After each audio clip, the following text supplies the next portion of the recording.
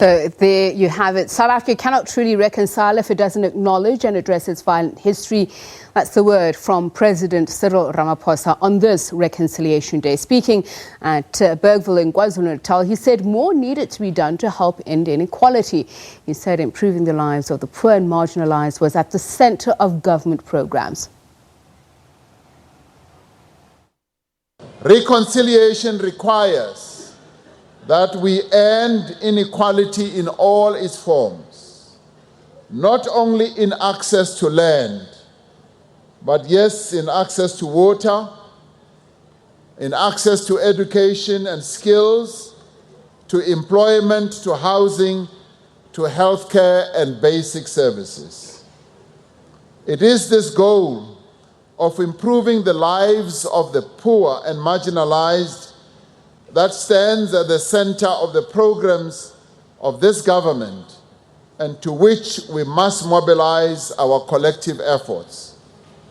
Reconciliation is not only about race, it is also about effecting reconciliation on matters that affect the human condition. It is also about bridging the divide between men and women.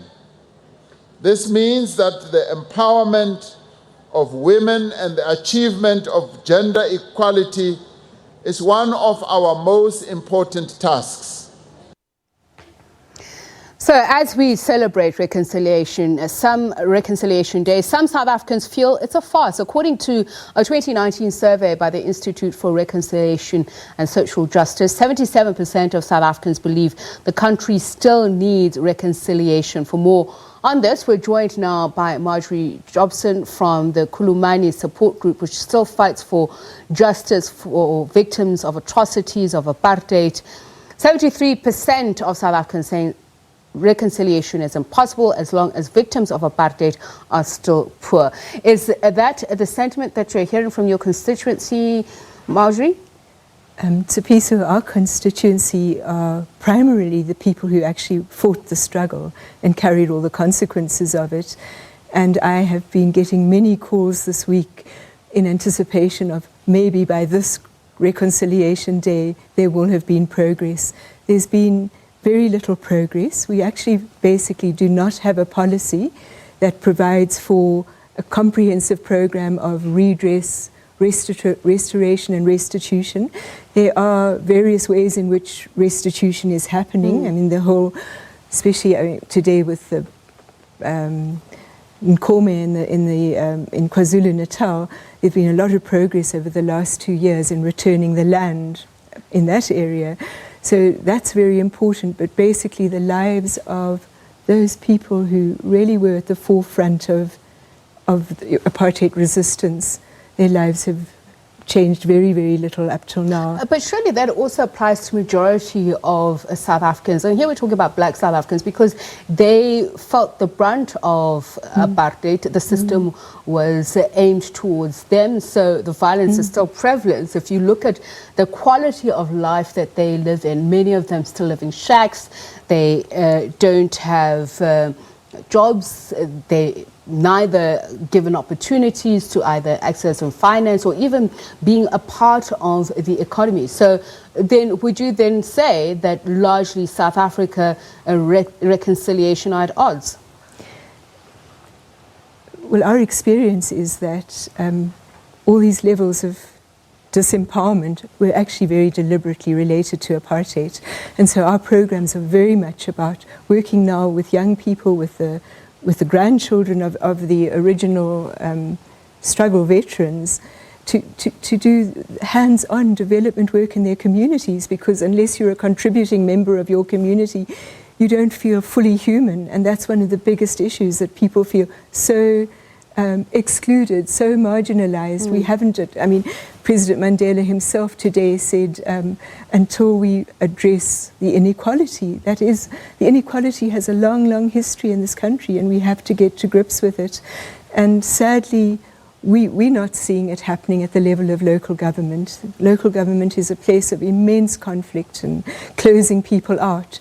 So there needs to be a massive shift if we're going to become a country that wants to be able to stand together. So if we talk about reconciliation, surely the litmus test cannot just be government programs and their success. As a society as a whole, if we say let's promote reconciliation, should it be practical in the sense that should people be compelled to take part in mandatory programs that get them to see how the other half live, for instance, to remind them of what their privilege really is and understand that? I mean, I think that would go a long way. You know, people actually experiencing the realities of other people's lives.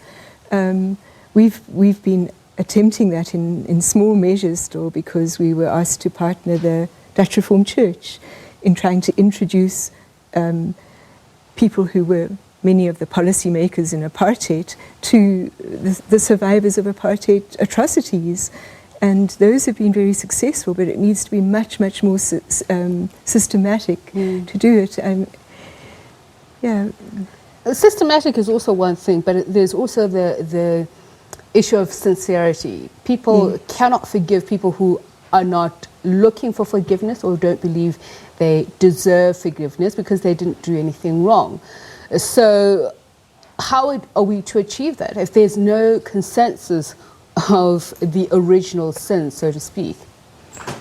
So one of the big programs, we're running a blog almost every week on a campaign called Live Love, because of this dilemma around forgiveness, and people, you don't want a victim, a survivor doesn't want forgiveness that is not authentic and is not meant. So how do we rather get people involved in actions that change lives together so that everybody can celebrate it, rather than the demand for forgiveness? You see, that's the one thing that we felt went very, very wrong, because when we worked with perpetrators in jail, a tick box process developed where did they apologize to their victims? Was there sincere remorse and things like that? And victims know immediately if people mean what they're saying, and they rather want to see action rather than words that mean nothing. So we feel it's all got to go forward as action-based change in communities. So again, we'll go to the issue of if there's a genuine forgiveness being sought, but if there is an infrastructural change and people do feel that things are moving ahead, then that means the onus is on all within society to work together and walk towards a common goal. Are we anywhere near that? What will it take? I mean, just despite the material differences that we spoke about earlier on. See, Tshepiso, we've been arguing for a very particular program of community reparations, because there does need to be investment. There should be solid investment from the private sector, as with government.